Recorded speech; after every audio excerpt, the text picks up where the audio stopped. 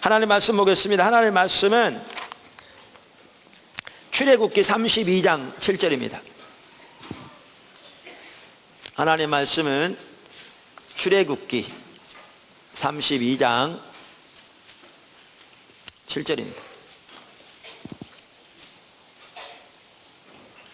하나님 말씀은 출애굽기 32장 7절입니다.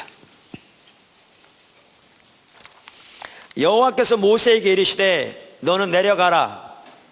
내가 애굽 땅에서 인도하여 낸 내 백성이 부패하였도다. 내가 그들에게 명령한 길을 속히 떠나 자기를 위하여 송아지를 부어 만들고 그것을 예배하며 그것에게 제물을 드리며 말하기를 이스라엘아, 이는 너희를 애굽 땅에서 인도하여 낸 너희 신이라 하였도다. 여호와께서 또 모세에게 이르시되 내가 이 백성을 보니 목이 뻣뻣한 백성이로다. 그런즉 내가 하는 대로 두라. 내가 그들에게 진노하여 그들을 진멸하고 너를 큰 나라가 되게 하리라. 모세가 그의 하나님 여호와께 구하여 이르되 여호와여, 어찌하여 그 큰 권능과 강한 손으로 애굽 땅에서 인도하여 내신 주의 백성에게 진노하시나이까? 어찌하여 애굽 사람들이 이르기를 여호와가 자기의 백성을 산에서 죽이고 지면에서 진멸하려는 악한 의도로 인도에 내었다고 말하게 하시려 하나이까? 주의 맹렬한 노를 그치시고 뜻을 돌이키사 주의 백성에게 이 화를 내리지 마옵소서. 주의 종 아브라함과 이삭과 이스라엘을 기억하소서. 주께서 그들을 위하여 주를 가리켜 맹세하여 이르시기를 내가 너희의 자손을 하늘의 별처럼 많게 하고 내가 허락한 이 온 땅을 너희의 자손에게 주어 영원한 기업이 되게 하리라 하셨나이다. 여호와께서 뜻을 돌이키사 말씀하신 화를 그 백성에게 내리지 아니하시니라. 아멘. 우리가 지금 주일 낮 시간에 기초 성경 공부 교재 제가 쓴 2권 이렇게 살펴보면서 우리 신앙이 어떻게 처음부터 끝까지 하나님과의 친밀한 교제인가, 즉 하나님을 아는 것인가, 그리고 하나님을 아는 일에서 자라나려면 어떠한 요소들이 필요한가 라는 부분들을 살펴보고 있습니다. 우리의 신앙, 우리의 구원은 단 한마디로 하나님을 아는 것이기 때문에요, 우리는 구원받는 그 순간부터 하나님 앞에 가는 그날까지 우리의 초점은 하나님을 더욱 아는 것이 되어야 합니다. 그런데 하나님을 아는 것에 있어서 가장 중요한 요소 중에 하나가 이제 기도입니다. 그래서 우리가 예배, 말씀 묵상, 또 이 기도 살펴보고 있는데요, 사실은 오늘부터는 하나님 나라를 위한 기도 혹은 하나님의 뜻을 위한 기도에 대해서 좀 살펴보기 원합니다. 그러니까 우리의 기도 중에 중요한 한 요소가 하나님 나라를 위한 기도인데요, 특별히 하나님과의 친밀한 교제를 위해서 이 부분은 가장 필수적인 요소 중에 하나입니다. 근데 지난 주간에 제가 이렇게 교회 예배에 같이 참여하면서 예배 드리면서 하나님께서 우리 포도나무 교회 이 부분이 회복돼야 할 절실한 필요가 있는 것을 이렇게 강하게 비추셨어요. 그래서 이 부분을 이렇게 좀 더 자세히 살펴보기 원하고, 우리 포도나무 교회 지체들이 이 하나님 나라를 위한 기도에서 다 자라날 수 있게 되기를, 또 그 부분에 더 나아갈 수 있게 되기를 예수님의 이름으로 축원합니다. 우리가 그동안 기도의 요소들을 살펴보았습니다. 그러면서 그 초대 교부였던 터틀리안이 제일 처음에 주창해서 그 이후로 오늘날까지도 많은 목회자들과 성도들이 사용하고 있는 기도의 요소들, ACT 모델이라고 그러죠. 그래서 A는 adoration, 찬사를 말하고, C는 confession, 죄의 고백 혹은 회개를 말하고, 그 다음에 T는 thanksgiving, 감사를 말하고, S는 supplication, 그러니까 간구를 말하는 거죠. 그러니까 기도에는 이 네 가지 요소가 있다는 겁니다. 네 가지 요소가 있다는 겁니다. 그러면서 우리가 앞에서 살펴봤지만 간구에도 제가 보기에는 세 가지 종류의 간구가 있다. 그러니까 간구를 세 가지 종류로 나눌 수 있다, 이렇게 말씀드렸습니다. 즉 나를 위한 간구, 그 다음에 다른 사람을 위한 간구, 그리고 하나님의 뜻을 위한 간구, 혹은 하나님 나라를 위한 간구. 우리는 기도하면 주로 이 두 가지를 기도라고 생각합니다. 처음에 나온 두 가지. 그러니까 나를 위한 간구, 다른 사람을 위한 간구. 즉 내 문제와 내 필요와 내 목적을 위해 그저 주세요 주세요 주세요라고 줄기차게 구하는 걸 기도라고 생각하고, 거기다가 가끔 내 주변에 있는 사람들의 필요, 예를 들면 남편의 건강이라든가 자식의 입시라든가 목회자에게 하나님은 내가 부어달라고 기도한다든가 등 자기 주변의 다른 사람들의 필요를 위한 기도, 이거를 우리는 일반적으로 기도라고 이렇게 생각합니다. 근데 간구만 하더라도 성경에는, 아니 기도에는 성경 전체를 볼 때에도 간구의 요소가 분명히 있는데, 간구에 있어서도 오히려 성경에 나오는 기도들은 나를 위한 간구나 다른 사람을 위한 간구가 없는 건 아니지만 이 부분은 오히려 소수고요. 훨씬 더 많은 부분은 어디에 있느냐 하면 제가 하나님 나라를 위한 간구라고 표현하는, 혹은 하나님의 뜻을 위한 간구라고 표현하는 여기에 있습니다. 오히려 성경적인 관점에서 보면 이게 기도입니다. 이게 기도입니다. 그러니까 우리가 이 부분을 회복해야 합니다. 이 부분을. 그러니까 나를 위한 간구, 그 다음에 아까도 말한 대로 다른 사람을 위한 간구를 일반적으로 중보기도라고 부릅니다. 그러니까 전통적으로 어떤 교단에서는 이렇게 중보기도라는 용어를 쓰지 말라, 이제 이렇게 하는 교단도 있습니다. 우리나라의 한 교단 같은 경우에는. 물론 하나님과 인간 사이의 중보자는 오직 예수 그리스도 한 분뿐입니다. 당연히 그렇죠.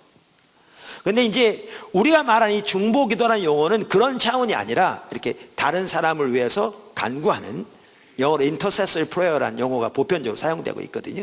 이제 그런 차원에서 중보기도라고 그러는데, 저는 개인적으로 뭐를 중보기도라고 부르냐 하면 이 하나님 나라를 위한 간구, 이걸 중보기도라고 부릅니다. 사실 이걸 중보기도라고 부를 필요가 없습니다. 왜냐하면 이게 기도 그 자체입니다.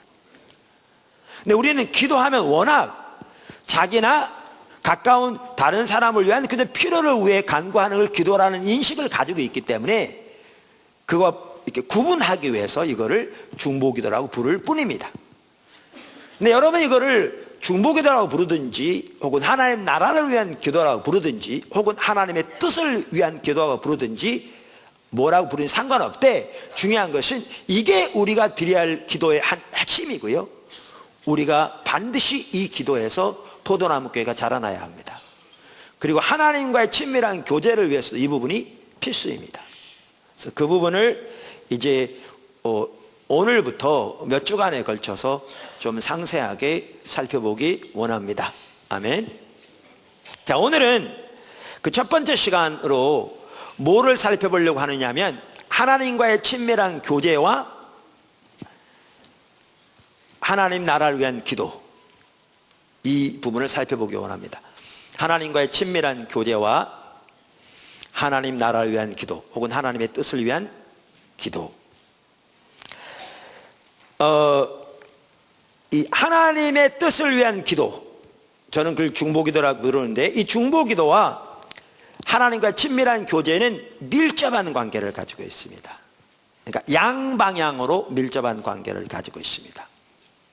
그러니까 첫째는 하나님의 뜻을 위한 기도는, 제가 하나님의 뜻을 위한 기도, 하나님 나라를 위한 기도, 중보기도 다 똑같은 의미로 사용합니다. 그러니까 하나만 말해도 나머지는 다 같은 거니까 상호 교환적으로 이해하십시오. 하나님의 뜻을 위한 기도는 하나님과의 친밀한 교제에서 나옵니다. 하나님의 뜻을 위한 기도는 하나님과 친밀한 교제에서 나옵니다. 반면에 하나님의 뜻을 위한 기도는 더 깊은 하나님과의 친밀한 교제로 인도합니다. 그러니까 이게 양방향으로 깊은 관련이 있습니다. 다시 말하면 하나님의 뜻을 위한 기도는 하나님과 친밀한 교제에서 나오고, 동시에 하나님의 뜻을 위한 기도는 우리를 더 깊은 하나님과의 친밀한 교제 가운데로 인도합니다. 할렐루야. 자, 첫 번째, 하나님의 뜻을 위한 기도는 하나님과의 친밀한 교제에서 나옵니다. 성경에 보면요, 하나님께서 친히 기도의 사람으로 2명을 뽑은 사람 중에 한 명이 모세입니다. 그러니까 예레미야서에 보면 그 시대가 워낙 신앙이 타락해 가지고요, 하나님께서 예레미야에게 뭐라고 말씀하시냐면, 이 백성을 위하여 복을 빌지 말라, 내가 듣지 않겠다.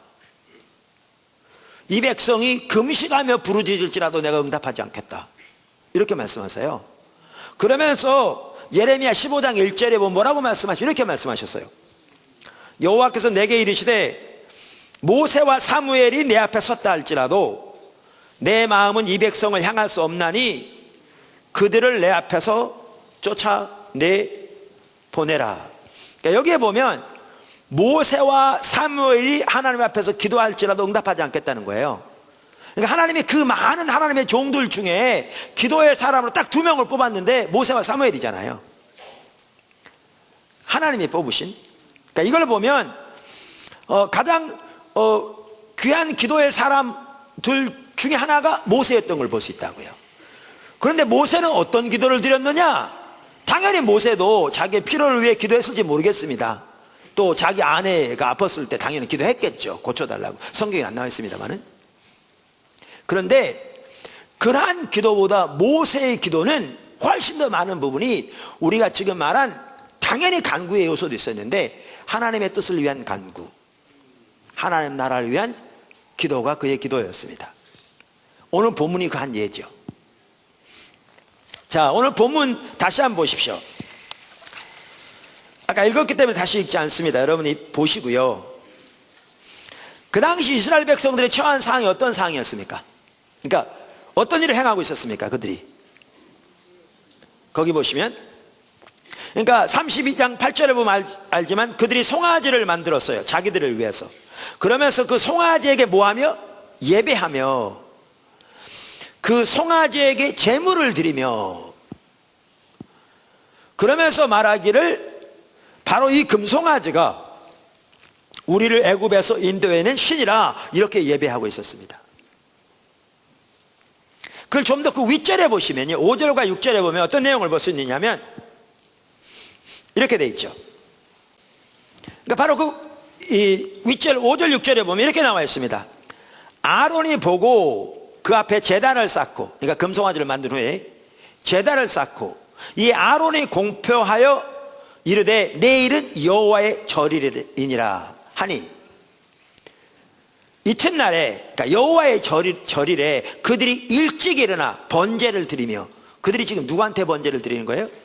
하나님께 드린다고 드리는 겁니다. 근데 실제는 누구한테 드리고 있어요? 금송아지에게. 화목제를 드리고 백성이 앉아서 먹고 마시며 일어나서 뛰놀더라.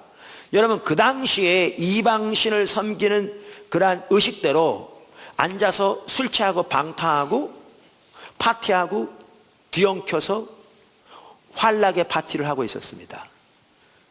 이들이요, 어느 날에요? 여호와의 절일에 누구에게 예배한다면서요? 하나님께 예배한다면서.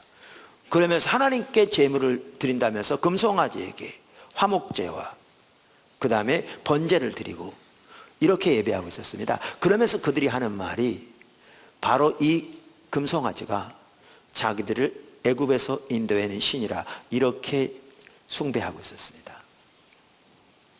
그랬더니 하나님 어떻게 하시려고 했습니까? 아까 이것들은 본문 9절에 보면 내가 이 백성을 보니 목이 뻣뻣한 백성이로다. 그러면서 내가 하는 대로 두라. 내가 그들에게 진노하여 그들을 진멸하고 너를 큰 나라가 되게 하리라. 이렇게 말씀하셨습니다. 자,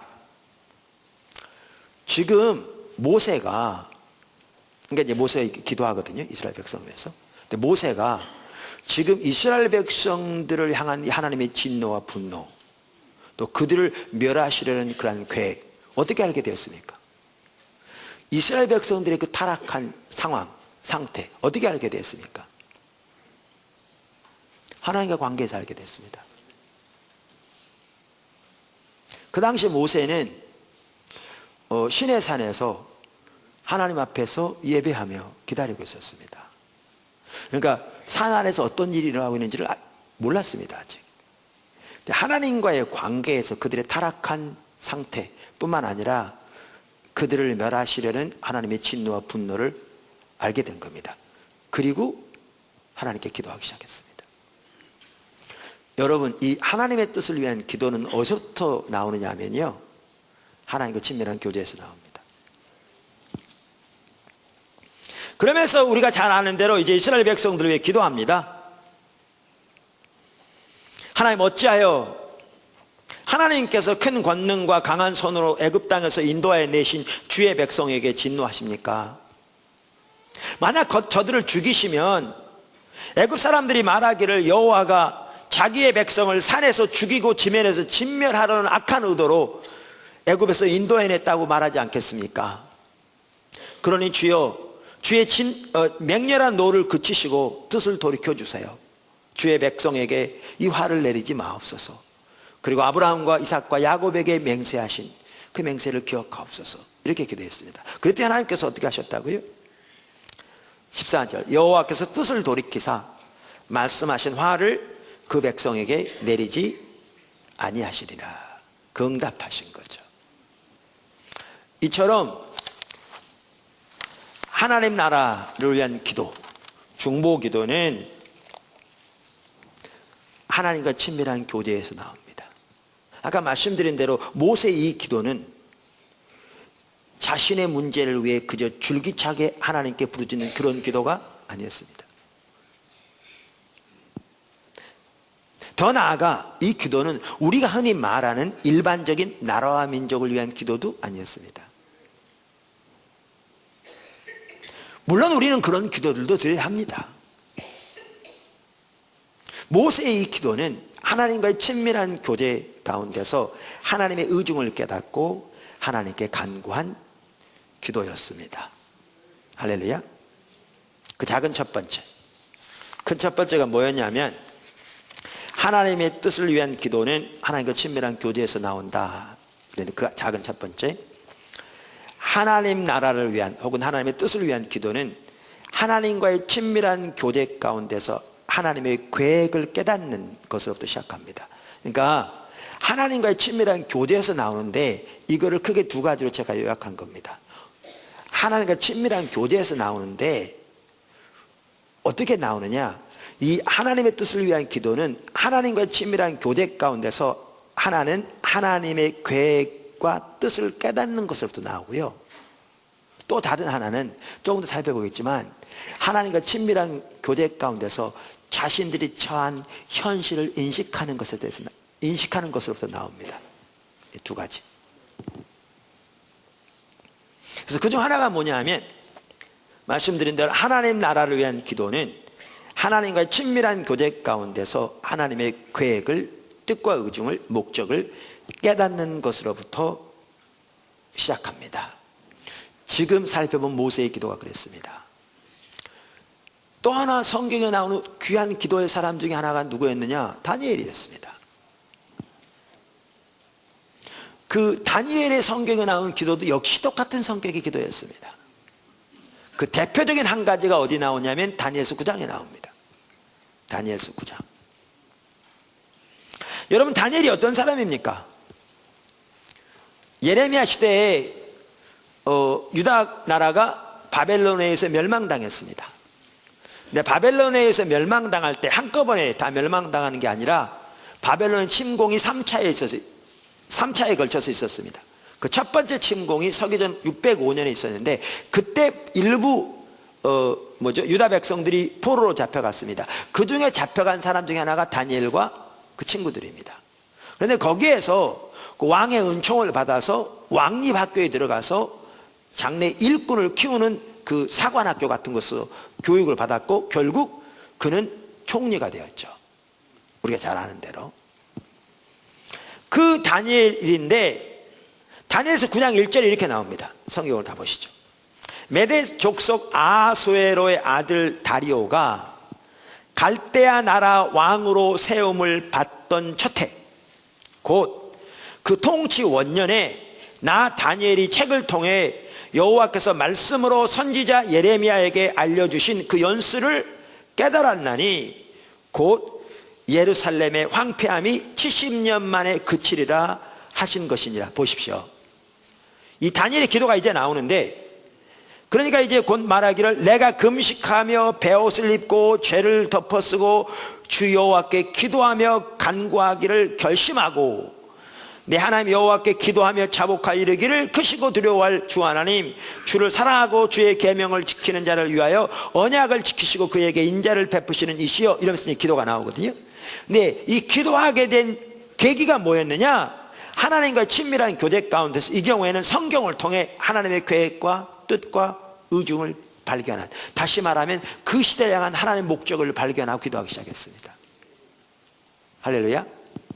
그러니까 이 하나님 나라를 위한 기도, 하나님의 뜻을 위한 기도는 하나님과의 친밀한 교제 가운데서 하나님의 계획을 깨닫는 것으로부터 시작합니다. 할렐루야. 근데 그 다니엘이 이렇게 기도했더니 9장에 보면 하나님이 천사를 보내거든요. 그러면서 천사가 다니엘에게 뭐라고 그러시냐면 하나님께서 말씀하시기를 내가 네 기도를 들었다, 이렇게 말씀하세요. 그런데 여러분 이거 아세요? 지금 여기 보니까 메대 족속 아수에로의 아들 다리오가 그 원년이잖아요. 자, 그러면 이것에 대해서요, 그 페트라 주석에 보니까 이렇게 써 있더라고요. 여기서 다리오는 6장 1절에 이미 언급한 바 메대의 마지막 왕이며 고레스의 장인인 카악사레스 2세를 가리킨다. 따라서 그의 부왕 아수에로는 곧 아스토아게스이다. 또한 본 구절의 원년은 다리오의 메대왕 즉위 원년을 가리키는 것이 아니라 그가 고레스에게 메대의 통치권을 임한 후 바벨론 지역만의 섭정왕으로 재즉위한 해인 BC 538년을 가리키는 것이다. 이때가 언제라고요? BC 538년. 근데 여러분 잘 아시다시피 하나님께서 그 예레미야를 통해서 70년 만에 그들이 회복될 것을 말씀하셨잖아요. 그리고 아까 그 다니엘이 기도하게 된 계기가 서책에 그랬는데 예레미야서를 가리키거든요. 그러니까 이미 이 당시에는 예레미야서가 성경으로 받아들여지고 있는 걸 볼 수 있어요. 그러면서 성경 예레미야서를 통해서 이 하나님의 계획을 발견한 거잖아요. 그렇게 기도한 거잖아요. 그런데 우리가 잘 아는 대로 역사적으로 바사왕 원년에 이제 돌아오게 되거든요. 그래서 에스라서 1장 1절에 이렇게 나와 있어요. 바사왕 고레스 원년에 여호와께서 예레미야의 입을 통하여 하신 말씀을 이루게 하시려고 바사왕 곧 고레스의 마음을 감동시키심에 그가 온 나라에 공포도 하고 조소도 내려 이르되, 이제 그러면서 이제 이 조서를 내리거든요. 그 돌아오게 됩니다. 스룹바벨을 총독 지도하여 5만 명이 돌아오게 돼요. 그 빼앗겼던 예루살렘 성전의 집기들 이렇게 다 가지고 돌아오게 되거든요. 그런데 그 에스라서 1장 1절에 대한 페트라 주석은 이렇게 말하고 있어요. 그 해에 대해서 이것은 분명히 서기전 BC 538년을 가리킨다. 왜냐하면 그가 바벨론을 정복한 것은 BC 539년이지만 바벨론의 즉위 연도 계산 방식은 즉위 후 처음 맞이하는 니산월 1월이 속한 연도를 원년으로 삼기 때문이다. 그렇다면요, 같은 해예요. 그럼 이걸 볼 수 있어요. 다니엘의 기도 내용을 보면 고레스가 이 칙령을 내린 것을 전혀 모르고 있어요.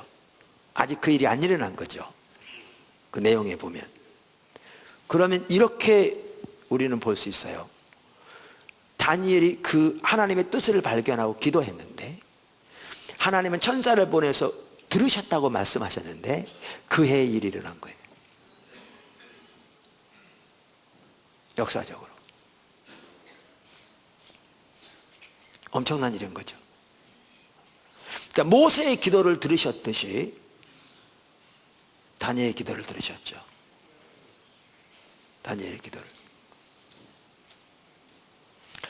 누가복음 2장 25절에 보면 예수님께서 태어나셔서 이제 그 당시에 그 규례를 따라 이제 하나님께 봉헌되기 위해서 예루살렘 성전에 이제 그러니까 부모가 데리고 갔죠. 아기 예수를. 그 사건을 기록하고 있거든요. 근데 그렇게 예루살렘 성전에 이제 아기 예수를 부모들이 데리고 갔을 때 거기에 시므온이라는 사람이 있었는데 그 아기 예수를 발견하고 예언하는 내용이 기록되어 있거든요. 그리고 곧 이어서 이제 선지자 안나라는 여인의 얘기가 나오는데 중보기도자거든요. 성전을 떠나지 않고 계속 기도해 왔다고 써 있으니까. 그런데 그 시므온에 대해서도 이렇게 얘기합니다. 누가복음 2장 25절.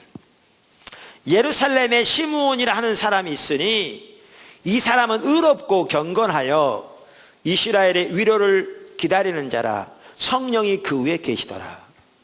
그가 주의 그리스도를 보기 전에는, 여기 위로를 기다린다는 말은요, 메시아를 기다린다는 말입니다. 명확하게.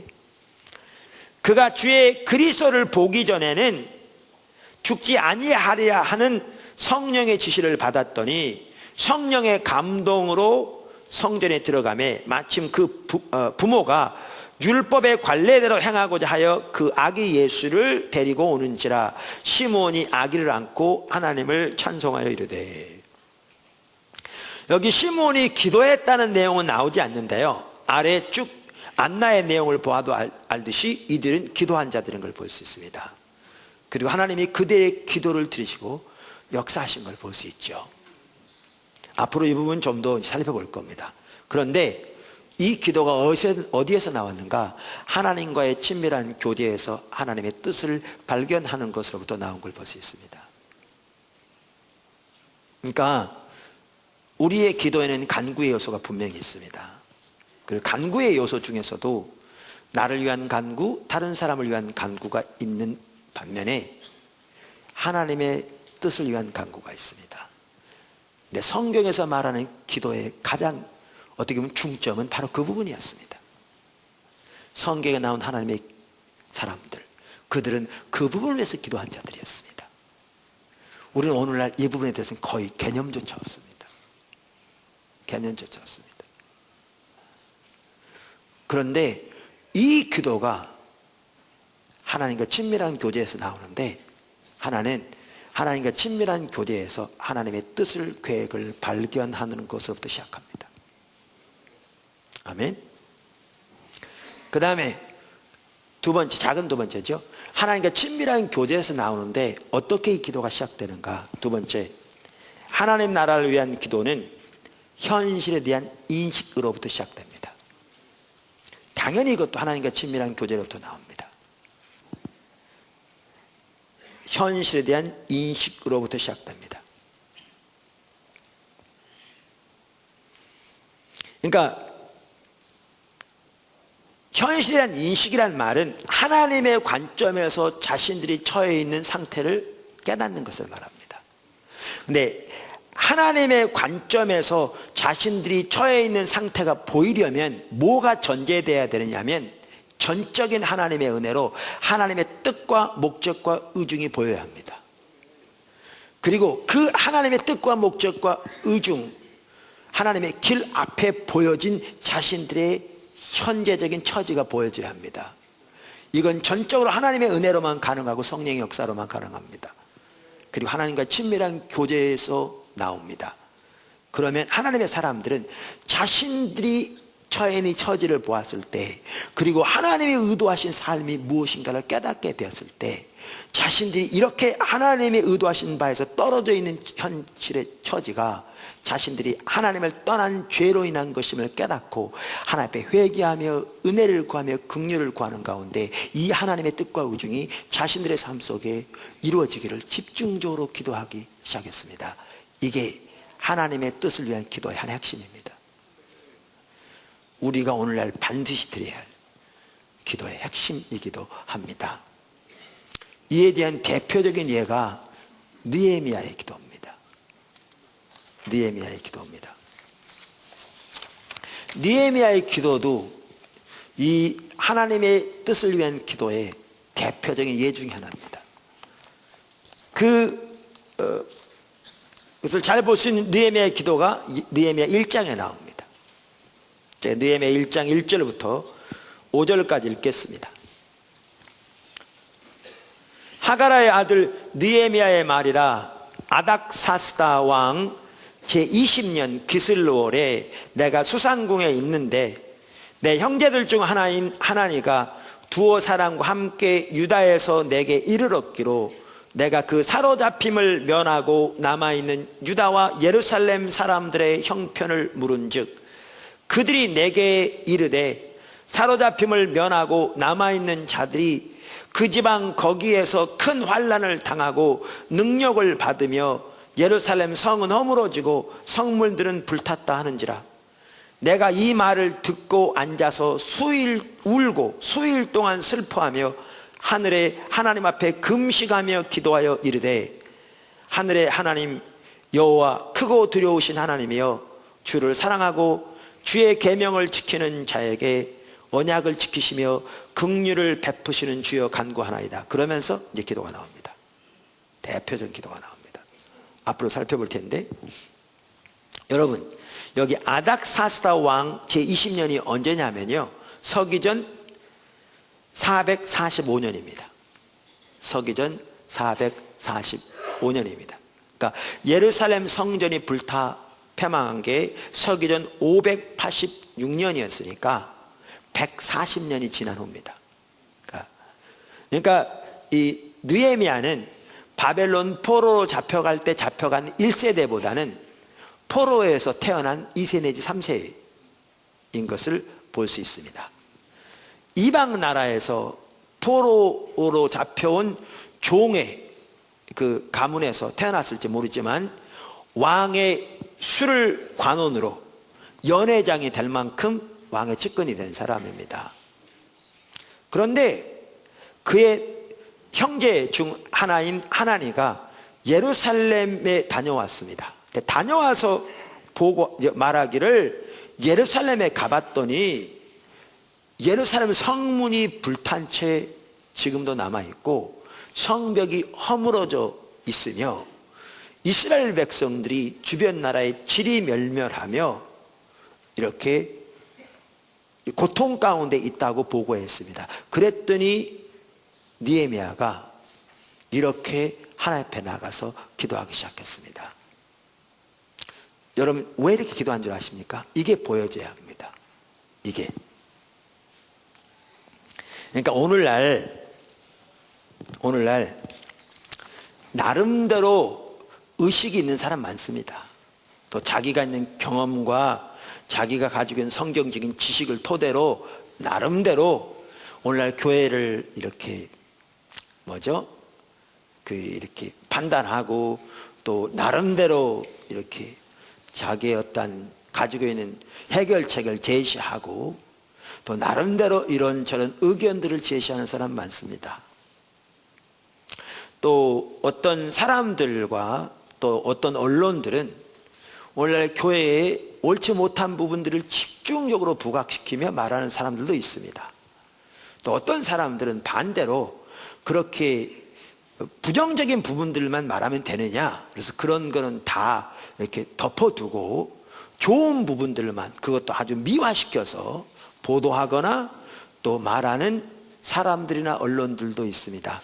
근데 그런 사람들은 많은데 느헤미야처럼 이렇게 기도하는 사람은 많지 않습니다. 뭐가 차이인 줄 아십니까? 왜 느헤미야는 이렇게 하나님 앞에 기도로 나가게 된 줄 아십니까? 이래서 그렇습니다. 여러분, 이 이스라엘 백성, 유다 백성들은 하나님이 그 큰 권능과 능력으로 애굽에서 건져내셔서 그들과 언약을 맺으시고 하나님의 백성 삼으신 하나님의 백성입니다. 그들은 천지를 창조하신 만군의 여호와 하나님의 백성이었습니다. 뿐만 아니라 그래서 그들은 언약의 백성이었죠. 그리고 하나님께서 그 큰 권능과 능력으로 그들을 가나안 땅에 들이시고 예루살렘을 하나님의 도성 삼으셔서 그곳에 하나님의 영광이 머무는 성전이 세워지게 하시고 그 성전을 진리의 성읍, 그러니까 예루살렘을 의의 성읍으로 하나님이 세우신 겁니다. 그 하나님의 영광에 머무시고 그곳으로부터 하나님의 법이 나오게 돼 있고 하나님의 도가 나오게 돼 있고 그곳에 하나님의 영광이 함께하게 돼 있고 여기서부터 하나님의 살아계신 생명의 역사가 열방으로 흘러가서 열방이 그 하나님의 살아계심을 발견하고 하나님께로 돌아오는 이들을 제사장 나라로 거룩한 백성으로 세우신 것이 하나님의 의도였습니다. 그런데 이 백성이 이 상태에 있는 겁니다.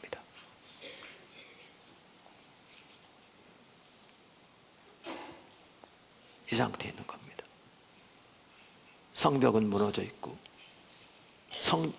성문은 불탄 채 나와 있고 하나님이 의도하신 진리의 성읍은 폐허 가운데 있다고 할 만큼 그런 상태에 있고 하나님의 영광에 머물러 그 생명이 온 열방에 덮여서 열방이 하나님께 돌아오기 위해 쓰임받도록 의도하신 제사장 나라인 그들은 세상의 조롱과 멸시와 짓밟힘을 당하는 가운데 있는 겁니다.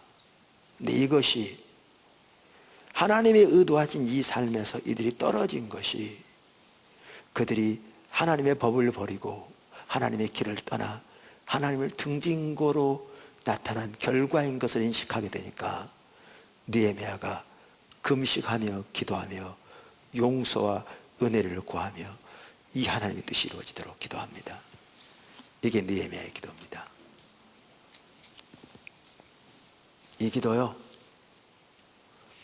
현실에 대한 인식부터 시작됐습니다.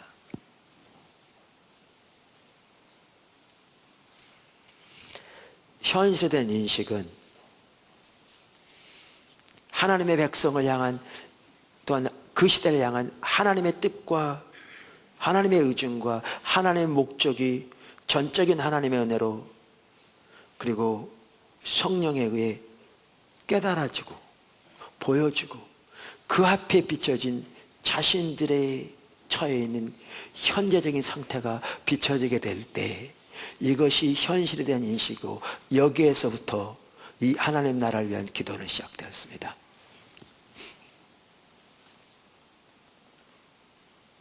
조금 더 많을 텐데 오늘날 교회가 처해 있는 상황을 그렇게 하나님의 관점에서 본다면 우리는 그렇게 하나님 앞에 엎드릴 텐데 우리 중에 나름대로 의견을 제시한 사람 많고 나름대로 똑똑한 사람도 많고 나름대로 성경적인 지식이 많은 사람도 많고 나름대로 자기 주장 강한 사람도 많지만 그렇게 주님 앞에 서는 사람이 거의 없는 이유는 다 자기 지혜에서 나온 것이기 때문에 그렇습니다.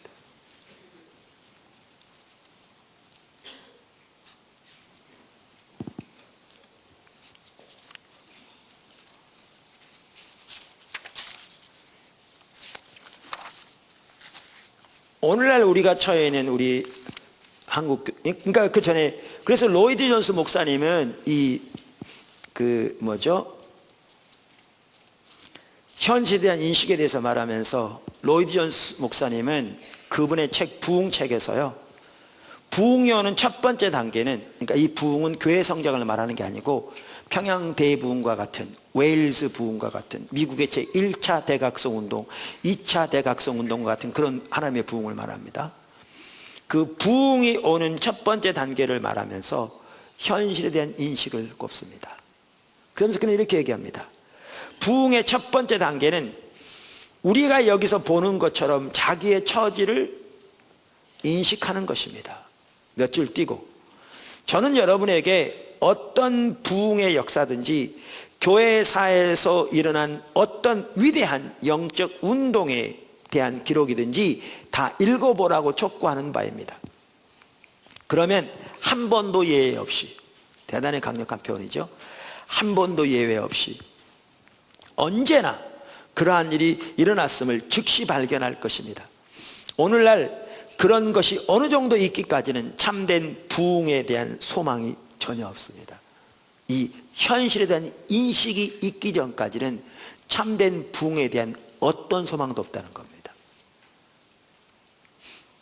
자, 그러면 아까 말씀드린 대로 우리가 오늘날 우리가 처해 있는 우리 현실을 볼 수 있는 성경적인 구절 중에 저는 한 대표적인 구절이 요한계시록 3장에 나오는 라오디게아 교회를 향한 예수님의 말씀이라고 생각합니다.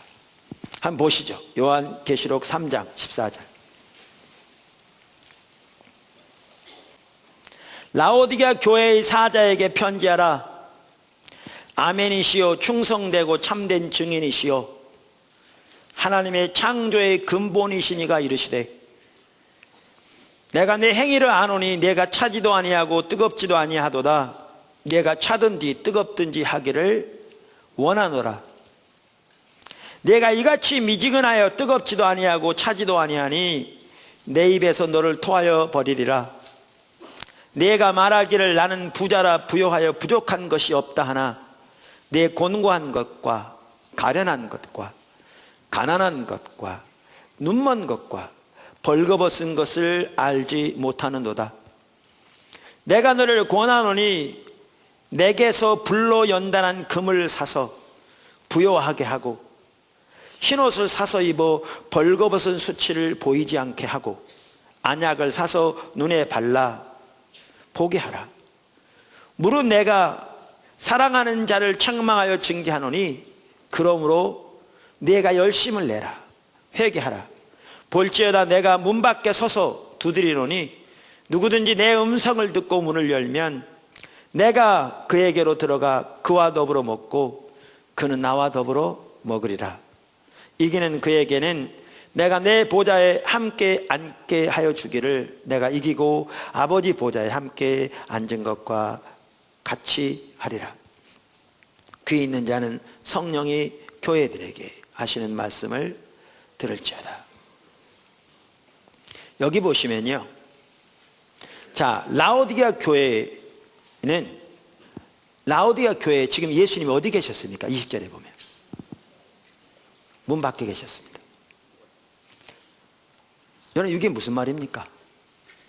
예수를 믿어 하나님의 자녀가 된 성도들의 모임이 교회인데 라오디게아 지역에 사는 예수를 믿는 하나님의 백성들의 모임이 라오디게아 교회인데 예수님의 문 밖에 계셨습니다. 그건 뭘 의미한 줄 아십니까? 하나님의 임재가 그만큼 교회 가운데서 거쳐 있었다는 겁니다. 그건 뭘 의미한 줄 아십니까? 그만큼 예수님의 주권적인 통치가 교회에서 거쳤다는 것입니다. 그만큼 인본주의만 가득하고 종교적인 모양만 가득하다는 것입니다. 이게 라오디게아 교회였습니다. 그랬더니 그 교회를 향한 예수님의 평가가 어땠습니까? 여기 17절을 보십시오. 예수님이 그 교회를 뭐라고 말씀하셨습니까? 곤고하고 가련하고 가난하고 눈멀고 벌거벗었다 이렇게 표현하셨습니다. 여러분, 요한계시록에 나오는 7개 교회를 향한 그러니까 7개 교회를 향한 편지가 나오는데 어떤 교회는 칭찬만 했습니다. 빌라델비아 서머나 교회와 같은 어떤 교회들은 칭찬과 책망이 같이 있습니다. 근데 그 7개 교회 중에 단 한 교회, 아무리 칭찬하기 원하셔도 칭찬할 것이 단 하나가 없던 그 교회가 라오디게아 교회였습니다. 근데 그 교회를 향해서 하나님이, 그러니까 예수님이 이렇게 말씀하신 겁니다. 그러니까 지금 말씀드린 대로 여기 17절에 나오는 대로 곤고하고 가련하고 가난하고 눈멀고 벌거벗었다, 이거요 누구 관점에서 보는 교회의 모습입니까? 하나님의 관점에서. 근데 이 사실을 그들이 알고 있습니까? 모릅니까? 모르는도다. 그럼 본인들은 뭐라고 생각하고 있었습니까? 나는 부자라 부유하여 부족함이 없다. 여러분 보십시오. 하나님이 이 교회를 보시는 관점이 이렇게 심각한데 본인들은 이 사실을 전혀 깨닫지도 못할 뿐만 아니라 본인들은 자신들의 상태를 어떻게 생각하고 있었냐면 자신들은 부자라 부유하여 부족함이 없다고 자부하고 있었습니다. 그 지역은 산업이 발달해서 돈이 많았답니다. 그러니까 개인이 많았으니까 교회도 부자였죠. 당연히 그들은 그 모든 축복을 하나님께로 받았다고 생각했겠죠. 바로 제가 말하는 게 이겁니다. 이렇게 그들은 생각했습니다. 아까 현실에 대한 인식이 무슨 말인지 아시겠습니까? 하나님의 관점에서 본 자신들의 처지가 보여지지 않는 한 이 교회는 회복될 가능성이 전혀 없습니다. 그게 로이드 존스 목사가 한 말입니다. 처지를 인식하는 일이 없으면 어떠한 종류의 부흥의 역사도 가능성조차 없다. 라오디게아 교회를 생각하시면 된다니까요. 하나님의 관점은 이런데 본인들이 이렇게 생각하고 있는데,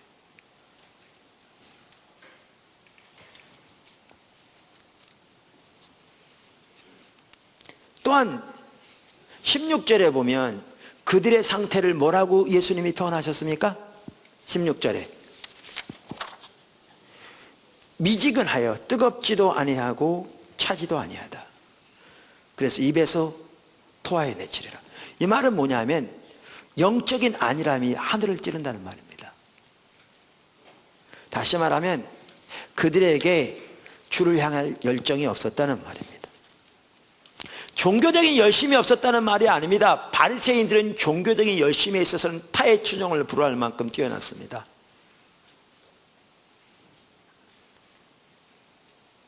하나님 그분을 향한 배고픔과 갈망이 없었다는 말입니다. 그래서 시편 42편 1절 2절에 다윗의 시편인데 말하기를 하나님이여 사슴이 시냇물을 찾기에 갈급함같이 내 영혼이 주를 찾기에 갈급하나이다. 내 영혼이 하나님 곧 살아계시는 하나님을 갈망하나니 내가 어느 때에 나가서 하나님의 얼굴을 배울고. 우리가 여러 차례 앞에서 살펴본 대로 그렇게 하나님을 아는 것이, 그 하나님을 알기를 원하는 그 배고픔과 그 갈망이 모세든지 다윗이든지 바울이든지 그들의 평생 동안 그들의 마음에 가지고 있던 유일한 열망이었는데, 그게 우리 신앙 생활인데 라오디게아 교회는 전혀 그게 없었습니다. 그래서 세상적으로 살만하니까 이제는 부자라 부유하여 부족함이 없다는 자부심과 영적인 교만과 영적인 안일함만 하늘을 찌를 만큼 가득했습니다. 이렇게 하나님을 향한 열망이 없으니까, 주님을 향한 배고픔이 없으니까 주님의 임재가 함께하지 않는 건 너무나 당연합니다. 왜? 주님을 향한 열망, 사모함이 없으면, 안일하면 하나님과 친밀한 교제는 가능하지 않고, 그러면 살아가는 삶의 모습은 세상의 방법대로 철저하게 타락한 인본적인 삶의 방식을 따라 살아나갈 것이고, 교회도 마찬가지고, 그럼 하나님의 임재가 거친 건 너무나 당연한 거죠. 그러니까 그들 가운데 하나님의 생명의 역사가 단 하나가 없었습니다. 근데 그들은 영적으로 눈이 멀어져 있었기 때문에 자기들이 그렇게 심각한 상태인데도 전혀 그 사실을 몰랐습니다. 예수님은 그들이 가난하다 그러는데 그들은 부자라고 자부합니다. 왜? 뭐가 참다운 부인 것을 전혀 인식하지 못하고 있지. 믿음이 전혀 없어 영적으로 고갈되어 있는데 세상적으로 돈만 많다고 자부심을 가지고 있는 거죠.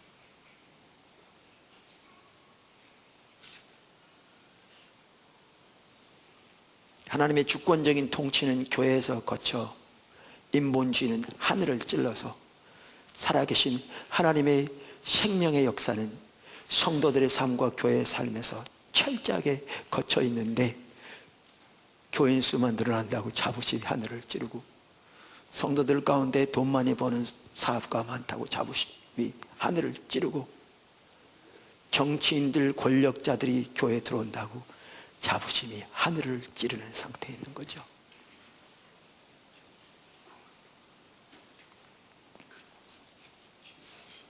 이게 라오디게아 교회였습니다. 이런 상황을 보면 오늘날의 교회가 라오디게아 교회와 너무너무 흡사합니다. 근데 아까도 말한 대로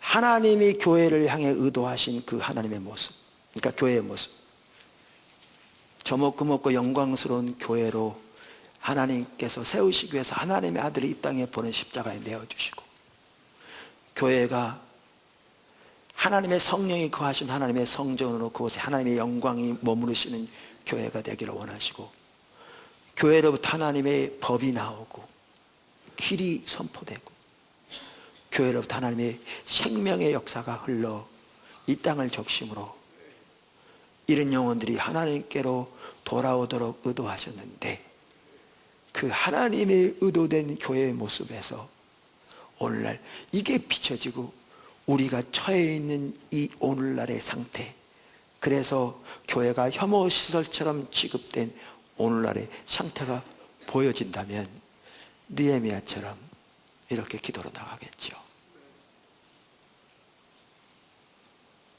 하나님의 관점에서 보여지지 않는다면 지똑똑한 맛에 자기 의견을 제시할지는 모르지만 하나님 앞에 기도로 나가지 않겠죠.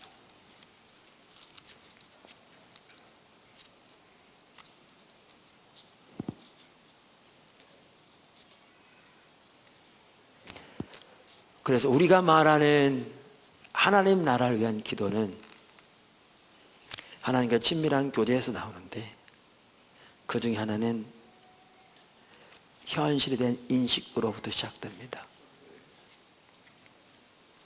여기에는 하나님의 역사가 있어야 가능합니다.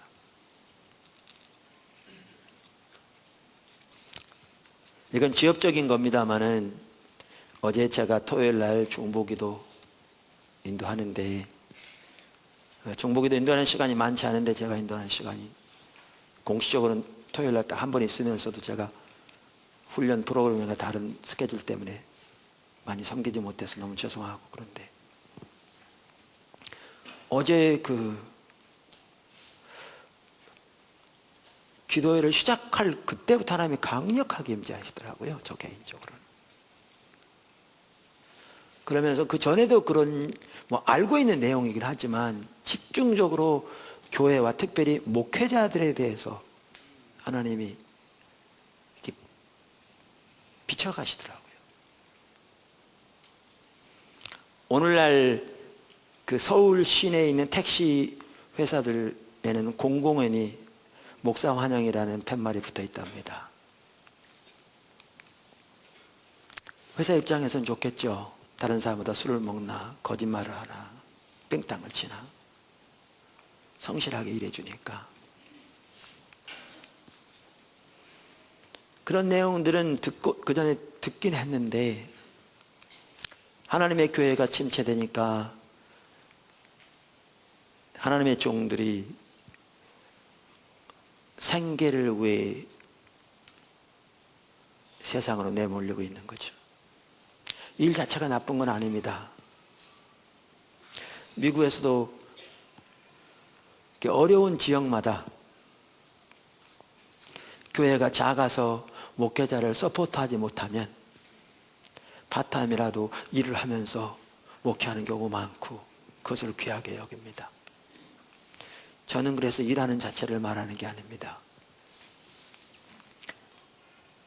오늘날의 교회가 침체되어서 목회자들이 생계를 위해 삶의 현장으로 내몰리는 그 현실을 말합니다.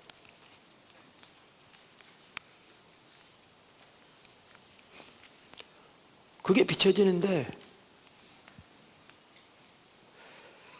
내일부터 우리 군선교 교역자 수련회 하잖아요.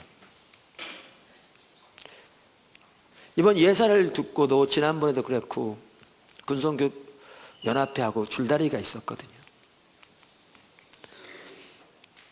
그분들 입장에서는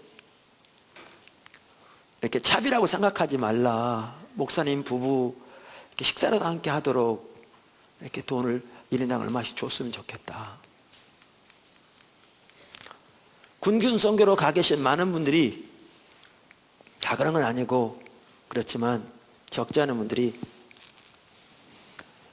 사회에서 목회하다가 잘 안 돼서 어려워서 어떻게 보면 실패해서 가신 분들이 많거든요. 그분들에게 조금이라도 위로했으면 좋겠다 그러는데, 저는 우리가 군 선교 엄청나게 돈이 많이 들어가잖아요. 뭐냐면 전군을 거의 여러다시피 하시니까. 한두 가지가 아니고, 지금 말씀드렸잖아요. 큰 교회 예산으로 교회 건축하는데 얼마 들였다, 이런 건 있을지 모르지만 실질적인 사역을, 이 사역에 있어서 우리나라 5만 개 8만 개 교회 중에 포도나무 교회만큼 더 많이 하는 교회는 거의 없을 거라고요, 지금 이 시점에서. 작년에도 그래서 수억 원의 돈이 들어간.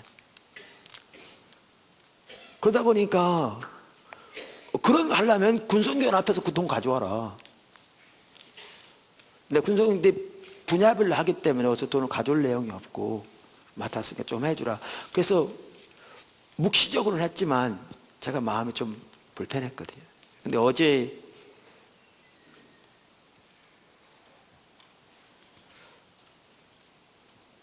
그 주의 종들이 내몰리는 그 현실이 비춰지는데요, 하나님 앞에 정말 죄송하더라고요. 제가 가졌던 그런 마음 자세가.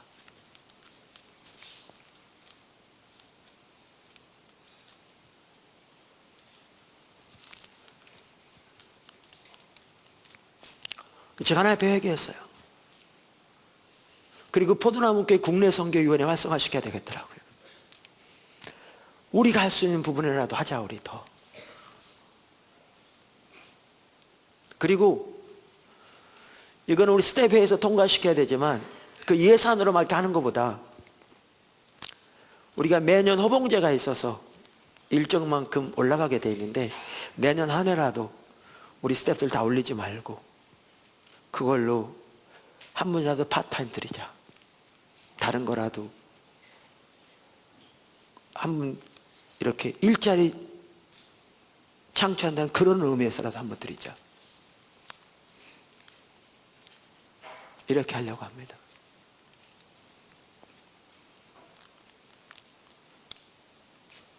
제가 기도하면서 하나님이 보여주면 나눴는데, 어제 저녁에 한 분이 기도하면서 하나님께서 그 목회자들을 위해 써달라고 헌금하라고 했다고, 밤 11시가 넘었는데 1,000만 원 헌금 보냈더라고요. 그 인터넷 이체가 아니라 제가 금액을 두 번에 나눠서 보낸 금액을 보니까 안방에서 한 게 아니고 11시간 넘은 시간에 밖에 가서 은행 기계에서 보냈더라고요.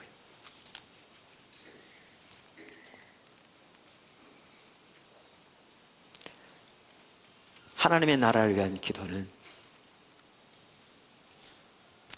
현실이라는 인식에서부터 시작됩니다. 하나님 나라를 위한 기도, 하나님과 친밀한 교제가 필수인데 양방향으로 관계가 있다고 그렇게 말씀드렸습니다. 하나는 하나님 나라를 위한 기도는 하나님과 친밀한 교제에서 나온다. 또 하나는 하나님 나라를 위한 기도는 우리를 더 깊은 하나님과의 친밀한 교제로 인도한다. 이 더 깊은 하나님과의 친밀한 교제를 인도하는 부분에 대해서는 우리가 나중에 따로 살펴보겠습니다. 왜냐하면 다룰 내용이 많기 때문에. 이 기도를 통해 우리는 하나님의 목적과 의중, 그 시달려가는 하나님의 계획과 뜻, 그것을 발견하고 그 뜻이 이루어지도록 기도하며, 하나님의 의도하신 교회의 모습과 하나님의 백성들의 모습, 그런데 거기에서 너무나 멀리 떠나 있는 오늘날 교회와 하나님의 백성들의 모습을 보고, 이것이 어떻게 하나님의 백성들이 종교적인 모양과 의식만은 남아있을지 모르지만 하나님의 존재를 다해 사랑하며 하나님 그분을 알기를 사모하며 하나님의 길에 서기를 열망하는 그 삶에서 떠나는 거로 철저히 하나님을 버리고 인본주의가 하늘을 찌르는 삶과 사역과 개인과 교회 가운데 있는 거로 이렇게 된 것을 깨닫고 그 죄를 회개하며 이 하나님의 목적하신 바가 이루어지도록 밤낮으로 때로는 금식하며 기도하며 간구하는 이 기도이기 때문에 여기에 하나님의 어느 곳보다 하나님의 마음이 부어지고 하나님의 뜻과 의중이 알려지고 하나님의 계획이 보여지고 궁극적 하나님의 뜻이 이루어지고 그렇게 해서 더 깊은 하나님과의 친밀한 관계로 인도됩니다.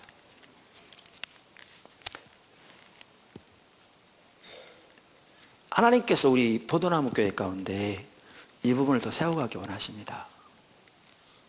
사실 포도나무 교회가 세워지게 된 계기가 이 기도 때문이었습니다.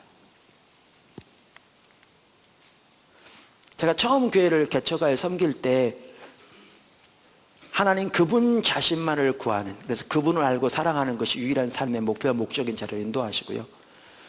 그 당시 저는 몰랐는데 나중에 성경을 보면서 묵상하면서 보니까 모세도 다윗도 바울도 다 그랬더라고요. 우리가 이미 살펴본 대로 그렇게 집중적으로 구하는 가운데 하나님이 바로 하나님 나라를 위한 기도를 지금 그렇게 표현하는 교회에서 시작하게 하셨어요. 어떻게 할지 모르지만 따라가면서 배워가면서 저는 그걸 중보기도라고 부른다고 말씀드렸잖아요.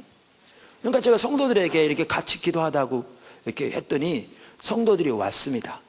왔는데 그 성도들이 중보기도라고 하면 뭐를 기도라고 생각하느냐 하면 아까도 말한 대로 다른 사람을 위한 기도라고 생각하니까 그 기도를 자기의 필요와 목적과 자기의 목표를 위해 줄기차게 주세요라고 구하는 것과 기껏해 봐야 이제 다른 사람, 가까운 아는 사람들의 필요를 위해 구하는 것을 기도라고 생각하니까 중보기도 한다고 오니까 이제 다 이런 문제도 있고 저런 문제도 있고 이런 문제 기도 제목 저런 기도 제목이 있을 거니까 와서 이런 기도 제목 저런 기도 제목을 내놓고 서로 기도할 줄로 온 겁니다. 왔는데 우리가 기도한 내용은 이런 내용을 기도한 게 아니라 아까도 말한 대로 하나님 앞에 비춰진 우리들의 현실이 얼마나 정말 하나님의 의도하신 삶에 떠나 있는가 이러면서 하나님 앞에 회개하고 하나님의 은혜를 구하고 자비를 구하고 하나님께서 하나님의 부흥을 보내시되 이 나라 산간 도서벽지리까지 한 교회도 빼놓지 않고 하나님의 은혜를 부어주세요라고 간구하고 그러니까 이분들이 처음에 어디 안 오는 겁니다.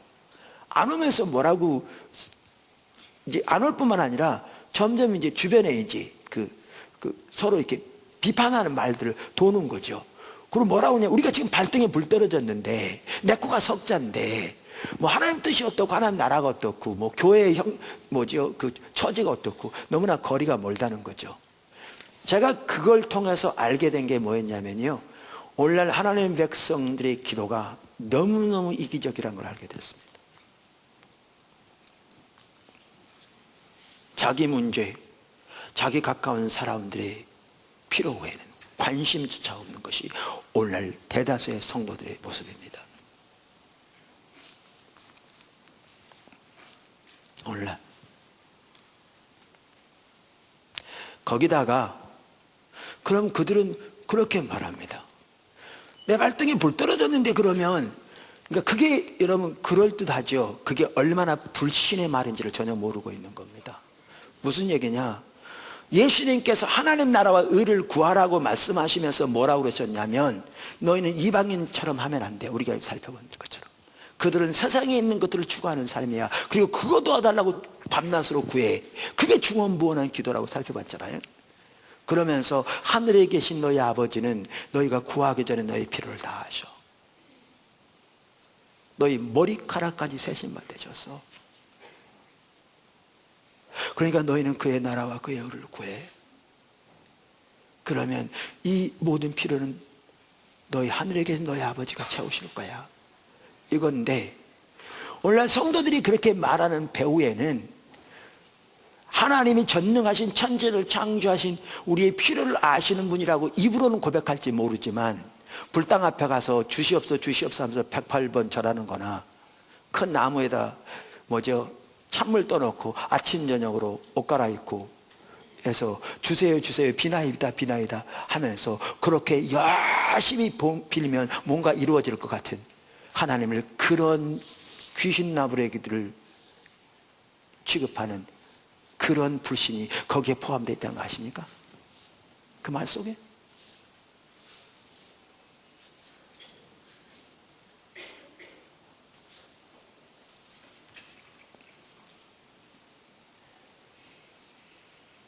그래서 안 받아들여지니까 교회가 이렇게 평행선을 걷는 것 같더라고요. 그런데 어느 시점이 되니까 하나님께서 뭐라고 하시냐면, 됐어, 너 처음부터 다시 시작해. 그래서 생겨난 게 21년 전에 포도나무교회 생긴 겁니다. 그래서 그 당시에요, 그렇게 나름대로 하는데도 안 되고, 그런 과정에서 하나님만을 구하는 자를 돌이키게 하셨는데, 그 시점에는 교회가 한참 이제 자리 잡고 자라나기 시작했습니다. 청년들이 모이기 시작했고요. 뭐 많은 수는 아니라도 45명 막 넘어가고 50명 막 되고 막 계속 이제 더해지고 하면서 재정적으로 자립했고요. 건축원금 모아가기 시작했고요. 아까도 말한 대로 젊은이들 모으기 시작했습니다. 근데 하나님 의도하신 바가 안 되니까 새로 시작하라고. 그래가지고 그대로 사임하고 새로 시작된 교회가 포도나무 교회입니다. 지난 부활주일이 21주년이었습니다. 이 기도 때문에 시작된 겁니다. 이 기도 때문에. 그래서 우리가 신앙의 본질, 십자가의 복음을 듣는 것으로 만족해서는 머리만 커지고요, 이제 하나님과의 관계에서 하나님의 뜻과 의중이 보여지는 대로, 우리의 현실이 비춰지는 대로 하나님의 은혜와 긍휼을 구하여 주 앞에 서서 간구하는 그 기도를 통해 이제 우리가 하나님 안에서 자라나고, 하나님과 동행하는 삶에서 자라나고, 무엇보다 우리의 기도에 응답하시는 하나님의 역사를 경험하는, 하나님 뜻이 이루어지는 그 자리에 우리가 서게 될 겁니다. 포도나무 교회 모든 지체들이 그 자리에 다 설 수 있게 되기를 주님의 이름으로 축원합니다. 기도하겠습니다.